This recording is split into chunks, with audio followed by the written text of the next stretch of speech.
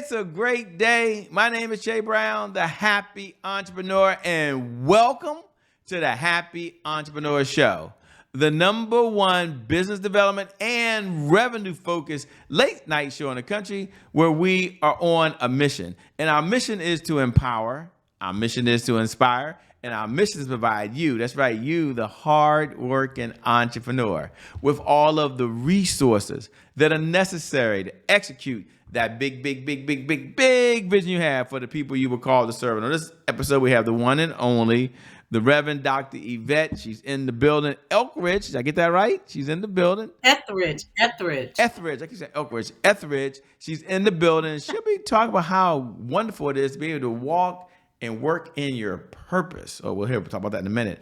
How are you doing, Doc? How you doing today?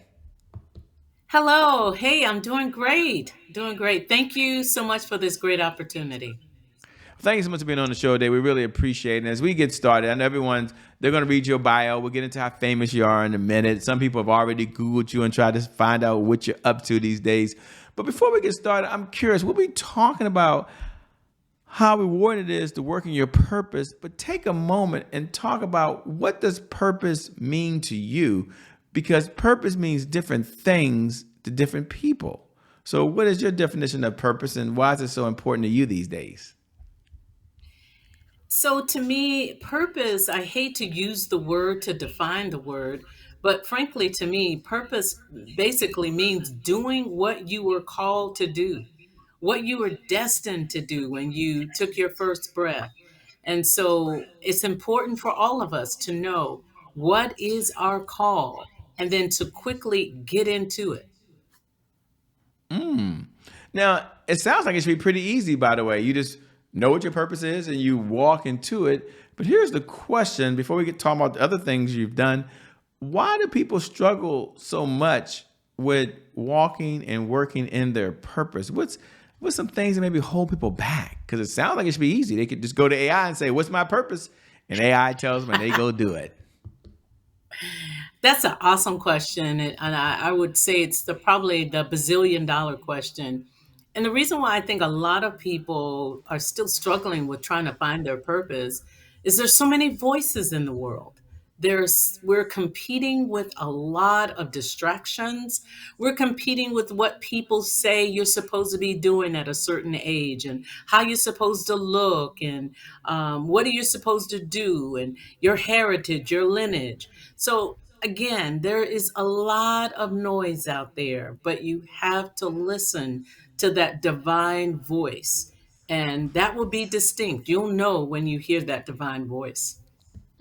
And we're going to get into her background. I promise, ladies and gentlemen, we'll find out who she is. She's going to tell her story. But what do you say to the person that is watching right now? And I guess the question I'm going to have is, they're so busy taking care of everyone else that they don't have time to take care of themselves to get into their purpose. So there's someone watching right now. They're like, well, let her know that I'm a dualpreneur. Shay. I work a full-time job and I'm a full-time entrepreneur.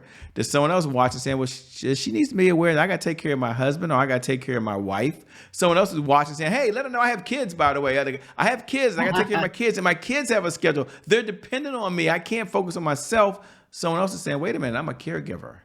Someone's depending on me. I got to take care of my parents or take care of a loved one. Someone else is like, well, wait a minute, I'm involved in the community. So I guess the question I have to you is, what do you say to the person that feels like they're always taking care of everyone else? And I know it's a loaded question, but they're taking care of everyone else that they don't have time to take care of themselves. What do you say to that person that's watching now?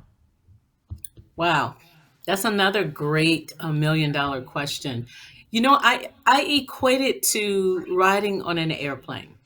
So all of us, or a majority of us, had an opportunity to ride on an airplane at some point in our life. And when you're listening to the instructions of the stewardess, one of the major things that they tell you is that if we begin to lose cabin pressure, the oxygen mask will fall from the top. And if you're sitting next to a child or someone who is not able to take care of themselves, you give yourself first the oxygen and then you assist everyone around you.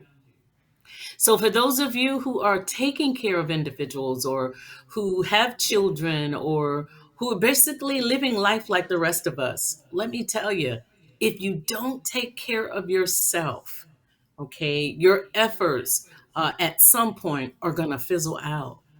And so we have to take the time to take care of ourselves. Now, we all have responsibilities, but there's only 24 hours in a day.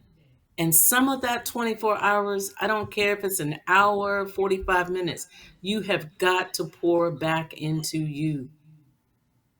Mm. I love that. Pour it back into you. And as you're talking now, we're going to find out why that crown's on her head, ladies and gentlemen. Don't worry. It didn't go unnoticed, okay? It didn't go unnoticed. But first, before we do that, some people, Doc, are meeting you for the very first time. And they are like, who is this person, Shay? What's her backstory?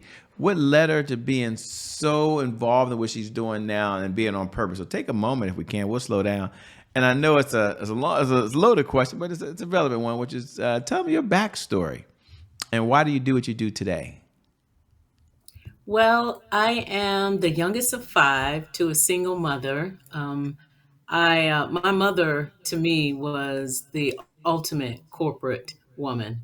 She had to raise five children by herself. She had to bring home the means for which we had to survive. But at the same time, she thought enough to instill in us the desire, the tenacity to continue to seek your dream. If you can think it, you can be it. And so, as the youngest of five, I became a nurse at 19. From there, I shortly got married at a very young age at 22, started my family, but I always had a passion for caring for other people. I became a registered nurse, an ordained minister, a community leader, a volunteer educator, and really what I knew what I was doing was right because I not just a feel, it's not emotion. It is something, as you always heard people say, if you can do it without getting paid, that's what you need to be doing. And I felt that at an early age. I got a deep satisfaction from seeing people's lives impact because of what I did or the encouragement that I provided because somebody did that to me. So again, I have a background in nursing and ministry and leadership and education. And so even today, I'm operating in all four of them. It's not a hardship because I love what I do. Loving what you do, which is really amazing, by the way. As you were speaking, folks may have be thinking the same thing I'm thinking right now, which is, whoa, how was she able to juggle many different things at the same time? What was her secret of not getting overwhelmed? And I guess the question Mm. is, how are you able to do multiple things at the same time and not have a sense of being overwhelmed? So, one of the major things I tell everyone is to make sure you have people around you that can hold you accountable.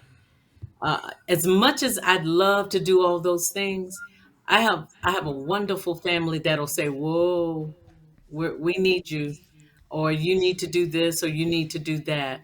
And so, as gifted as anyone is, you got to make sure you have the right people around you so that they can love you and care for you. Sometimes when you have blinders on that you can't see. So it's not that I'm doing all of those things all at one time, but I have people in my life that will certainly keep me grounded, keep me doing the right thing, keep me balanced, and above all, love me. And that's the most important part. Love you above all things, by the way. We're looking there and we see this big crown on your head, by the way. We see this sachet going across and Miss Corporate America, Georgia. Um, Take a moment and talk about what is Miss Corporate America and what was one of the reasons you decided to become involved and a part of this organization? Well, I have to kind of back up and talk about living your life with a purpose. When we live our life on purpose, believe it or not, people are watching. And when people watch and they are inspired, they may not come and say anything to you, but they are changed. And so, how I came about the organization of Miss Corporate America is that someone nominated me. I've worked with someone for years, and they saw something in me over the years that they felt would be a good representation for what this organization stands for. And so, I have to really stop here and say, when we're living purposefully, people are watching. And it's important to know that you're not just living for you. You are living for other people as well. And so this crown up here is somewhat of a symbol of when you're doing something, someone thinks enough of you to say, "Hey, I think you need to wear a crown." Now, don't get me wrong, I would not have run to wear a crown. I got many hats that I have to wear. But the movement in terms of encouraging women and young people is inspiring. And so I felt the need to certainly jump on board and to help. Your faith is a really important part of what you do, by the way, and is near and dear to you, something you truly believe in. Take a moment to talk about how faith has helped you throughout your entire career, especially going from being a nurse, serving many folks, to doing what you're doing now. Yeah, you're right. I feel like my faith is the foundation of who I am today. I can make so many decisions just off of my own life experience, but it's limited. I'd rather be grounded in a divine force, my Lord and Savior, because He knows the beginning from the end. He knew me before I was shaped in my mother's womb. If He knows all that about me, I'm going to go with Him. I have to depend on Him. And so, yes, my faith is the foundation of who I am. They might be looking at you saying, "Wow, Shay, she has it all together." I mean, the doc has had a perfect life, man. Look how she was brought up. She did this nursing career. Now she's out saving the world, making a difference, and making an impact on humanity. It leads us to a segment we have here called "Today is My January 1st." I think it's very important. And for those folks who know what we're about to do, we're going to find out if she's ever had any setbacks in a moment. But for those folks who know what we're about to do, you can go ahead and say those magical words. You wait till every night at 11 p.m. Eastern Standard Time to say it out loud. It's okay to say those words. Today is my January 1st. Happy New Year to you. We're really excited for you. And for all the folks who tune in for the very first time, welcome to the Happy Entrepreneur Show. We're glad you're here. You have a lot of choices. Thanks for tuning in and watching us. Without you, there is no show. But today is my January 1st is our personal mantra at the Happy Entrepreneur Show. It represents a fresh start. It represents a do-over. It means our past, no matter how dark and gloomy that past is, or how bright and sunny the past is, the past no longer really equals the future. And so my question for Dr. Yvette on the other side is really twofold. Number one, when you hear those words, today is my January 1st, what goes through your mind? And number two, was there ever a time in your life where things weren't perfect, where you had some challenges, some setback, and if so, how did you bounce back from it? So, absolutely. Absolutely. There's a prophet in the Old Testament that says, never despise our meager beginnings. And our meager beginnings have challenges, they have struggles, they have hardships, but all of those things that we've gone through, every single thing about our life makes us who we are today. I think we've bought into a very sad bill of sale here in our country where we believe that you don't have to have any struggles, or you if you have struggles, don't talk about them, or everything has to be perfect.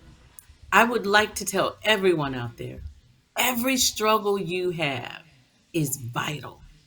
It's just like a butterfly coming out of cocoon. We have to work and we have to toil, and the working and toil gives us our reward. So don't despise the rough times. Don't avoid challenges. Don't avoid struggles, because it is in those struggles that we exercise our faith. It is in those struggles where we forge healthy relationships. So yes, I've had some struggles in my life, absolutely. But as you said, brother, they're not what's going to hold me back. They're actually catapulting me forward. To help you move forward, no matter what the struggles have been. That's right. That's right. I Yeah. remember a time when I was let go from my job.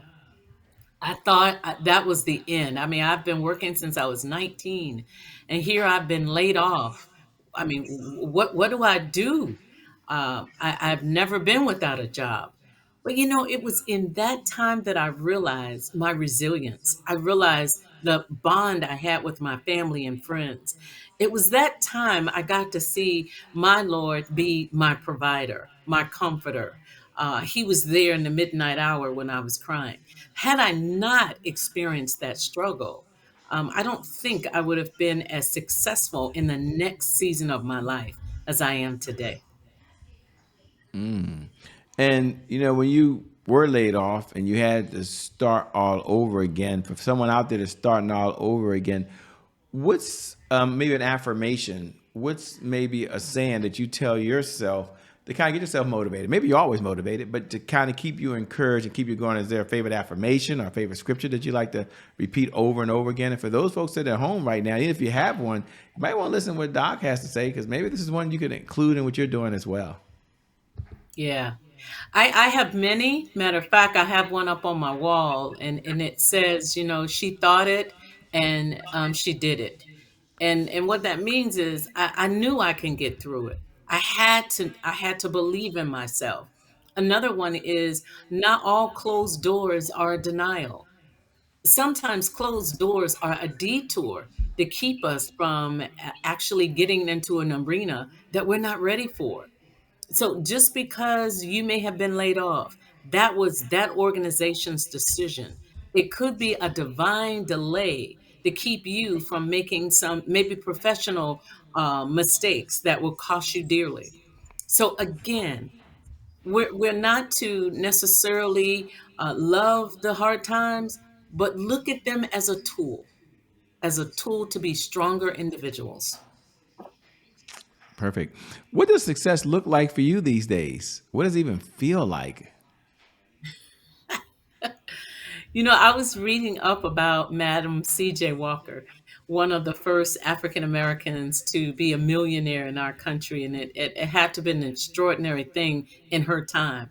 And oftentimes in our country, we think of success as money, but to me, success is peace. To be able to lay my head down, to be able to get up in the morning, to have my health, to have a sound mind, to be surrounded by people who love me. Because you and I know you can have all the money in the world and be the saddest person in the world. So, peace, health, strength, and love. In that order. You've had a lot of mentors along this journey of life, I'm sure. And one of the things question I like to ask when we have time, we have a few minutes now, is what's one of the best pieces of advice you've ever been given? I like to let the audience know that, like, again, you've read probably more books than you can remember these days. Probably had more conversations along this journey of life. And watching training videos, and now what we have now, stuff online. Boy, I tell you, a lot of information. But if you just step back and say, Shay, this is one of the best pieces of advice I've ever been given that I want to pass on to the audience, what would that advice be and why? Um, my last leadership job, it was awesome. I enjoyed it, but it started to become more of a burden to me, professionally and personally. And I was talking with a colleague. Her name was Mary, and I was telling her, I had started to lose the desire. I had started to lose the passion. And I said to her, well, I'm gonna give them X number more years. And she looked at me as if I had two heads. And she said, what? Why are you gonna give them that many years? And I said, well, because that's who I am. I'm devoted. And she said, absolutely not. You never give your time that you can't get back to a person or an organization or system when you have an opportunity to do it another way.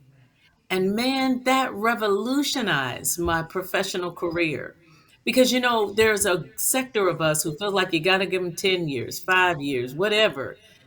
She said, remember, you are courting them just like they're courting you. And if they're not giving you what you need, move on. I thought that was so apropos for me at the season in my life, because I think sometimes we stay too long. We stay too long and it hurts us. It hurts our families. It hurts our bodies. We need to know we are valuable. We are the best resource for any organization. But when that organization is not serving you, remember, you can have options to move on. And that's what she helped me do. Great piece of advice. Great. What do you do for fun? When you're not out saving the world, making a difference, volunteering, being a community person, changing lives. What do you do for fun these days? What does that look like for you? Oh, I have a lot of fun things. I sing, I volunteer at my church. I am going to have a new granddaughter in 9 days. I Ah, congratulations. love my I love my family.